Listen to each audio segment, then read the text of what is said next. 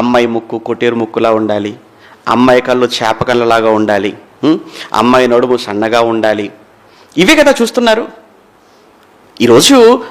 అమ్మాయిలు చూసినా అదే, అబ్బాయిలు చూసినా అవే. ఆ అబ్బాయి గురించి అంటే అబ్బాయి కూడా చాలా ఫేర్గా కనిపించాలి, హైట్ ఉండాలి, వైట్ ఉండాలి, వాడు ఎలా ఉన్నా పర్వాలేదు. ఈ టైప్ ఆఫ్ క్వాలిఫికేషన్సే కదా ఈరోజు చూస్తున్నారు. ఎంత అందంగా ఉంటాయేంటి, ఎంత సుందరముగా ఉంటాయేంటి? నీకు వివేకము లేనప్పుడు, నీకు గుణము లేనప్పుడు, నీలో ఆ విధేయత లేనప్పుడు, అందుకే చెప్తాడు వివేకము లేని సుందరమైనటువంటి స్త్రీ పంది ముక్కున ఉన్నటువంటి బంగారు కమ్మి వంటిది అన్నాడు. అది బంగారమే కావచ్చు, కానీ అది ఎక్కడుంది? పంది ముక్కుకుంది.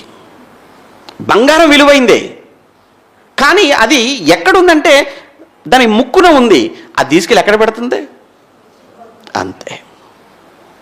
అలానే నువ్వు ఎంత అందంగా ఉన్నావు అన్నది కాదు ముఖ్యం, నీకున్న వివేకం ఏంటి, నీకున్న స్వస్థ బుద్ధి అంటాడు, గుణము అంటాడు.